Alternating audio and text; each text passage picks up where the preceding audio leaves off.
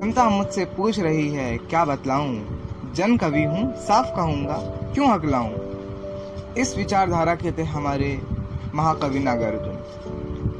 बाबा का जन्म 30 जून 1911 में बिहार के मधुबनी क्षेत्र के सतलगा गांव में हुआ था।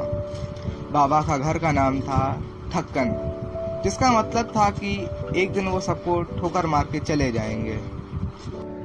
जब बाबा 5 वर्ष के थे तभी उनकी माँ का स्वर्गवास हो गया था। बाबा 6 भाई थे। दुर्भाग्यपूर्ण वर्ष अकेले ही बचे। परिवार में सिर्फ वो और उनके पिताजी रहा करते थे। नागार्जुन के पिताजी का नाम गोकुल मिश्र था। वे पेशे से किसान और पंडित थे। वो आसपास के गांवों में ग्रह शांति जैसे अनेक पूजाएं करवाया करते थे। बाबा नागार्जुन का असली नाम वैद्यनाथ मिश्र था। परिवार पंडितों का था, इसलिए उनकी प्रारंभिक शिक्षा संस्कृत से ही हुई। 1930 में 19 साल के बाबा नागार्जुन का विवाह अपराजिता जी से तय हुआ। बाबा नागार्जुन ने अपने मित्रों को चिढ़ाने के लिए कविता लेखन शुरू किया था, लेकिन फिर यह उनका शौक बन गया।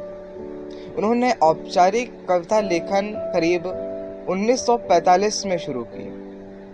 बाबा हिंदी के अलावा मैथिली, संस्कृत और बांग्ला में भी लिखते थे। हिंदी में नागार्जुन और मैथिली में यात्री नाम से प्रसिद्ध रहे। लगभग 1930 के दशक में बाबा नागार्जुन ने हिंदू धर्म की रूढ़िवादिताओं से नाराज होकर के बौद्ध धर्म अपना लिया और उनको अपना नागार्जुन नाम, जिस नाम से वो विश्व भर में प्रख्यात हुए, उनको बौद्ध धर्म अपनाने के बाद ही मिला।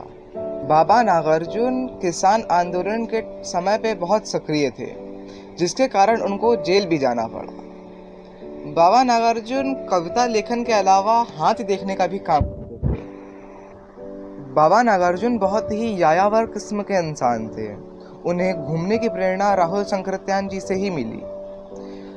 बाबा किसान आंदोलन के समय में राहुल संकृत्यान जी के संपर्क में आए थे और धीरे धीरे करते हुए वे जनता की आवाज़ बन गए। एक समय नेहरू के समर्थक रहे बाबा नागार्जुन ने नेहरू की नीतियों से खिन्न होकर नेहरू विरोधी कविताएं लिखना प्रारंभ किया।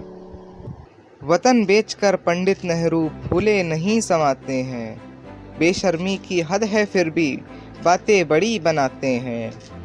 अंग्रेजी अमरीकी जोंकों की जमात में है शामिल, फिर भी बापू की समाधि पर जुग जुग फूल चढ़ाते हैं। वतन बेचकर पंडित नेहरू फूले नहीं समाते हैं। बाबा नागार्जुन बापू को काफ़ी सम्मान की दृष्टि से देखते थे, लेकिन फिर गांधीवादी नीतियों ने बाबा नागार्जुन को काफ़ी क्षति पहुंचाई। फिर बापू के खिलाफ भी उन्होंने काफ़ी सारी कविताएं लिखी। बापू के भी ताऊ निकले तीनों बंदर बापू के, सरल सूत्र उलझाऊ निकले तीनों बंदर बापू के। सचमुच जीवनदानी निकले तीनों बंदर बापू के, ज्ञानी निकले ध्यानी निकले तीनों बंदर बापू के। जल थल गगन बिहारी निकले तीनों बंदर बापू के, लीला के गिरधारी निकले तीनों बंदर बापू के। गरीबी, भूख, भ्रष्टाचार के खिलाफ भी बाबा नागार्जुन ने खूब आवाज उठाई। खड़ी हो गई चाँप कर कंकालों की हूक, 90 विपुल विराट सी शासन की बंदूक। उस हिटलरी गुमान पर सभी रहे हैं थूक, जिसमें कानी हो गई शासन की बंदूक। बड़ी बदिरता 10 गुनी बने बिनो माबूक, धन्य धन्य वे धन्य है शासन की बंदूक। सत्य स्वयं घायल हुआ कई अहिंसा चूक, जहाँ तहाँ दगने लगी शासन की बंदूक। जली ठूंठ पर बैठकर गई कोकिला कूक, बाल वाका कर सकी शासन की बंदूक, बाल वाका कर सकी शासन की बंदूक। पूर्व प्रधानमंत्री इंदिरा गांधी जी के शासनकाल में यह बंदूक बहुत स्पष्ट होती दिखाई दी।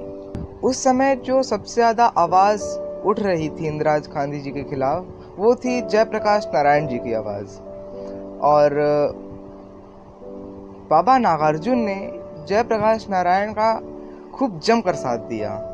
1966 में जब अकाल की स्थिति रही और अकाल की स्थिति को सामान्य होने की पहली किरण को देख बाबा नागार्जुन ने एक कविता लिखी। कई दिनों तक चूल्हा रोया, चक्की रही उदास, कई दिनों तक कानी कुतिया सोई उनके पास, कई दिनों तक लगी भीत पर छिपकलियों की गश्त, कई दिनों तक चूल्हों की भी हालत रही शिकस्त। दाने आए घर के अंदर कई दिनों के बाद, धुआं उठा आंगन के ऊपर कई दिनों के बाद, चमक उठी घर भर की आंखें कई दिनों के बाद, कौवे ने खुजलाई पांखें कई दिनों के बाद। बाबा नागार्जुन को 1971 में साहित्य अकादमी पुरस्कार से भी सम्मानित किया गया और 5 नवंबर 1998 को अपनी यायावरी समाप्त कर बाबा नागार्जुन परमलोक की यात्रा पर निकल गए। बाबा नागार्जुन भी कबीर की तरह ही घर फूंक कर तमाशा देखने वालों में से थे। वीडियो अच्छा लगा हो तो यार लाइक कर दो, सब्सक्राइब कर दो, और अच्छा लगा, ज़्यादा अच्छा लग गया हो तो भाई कमेंट भी कर दो, क्या दिक्कत है, कर दो यार।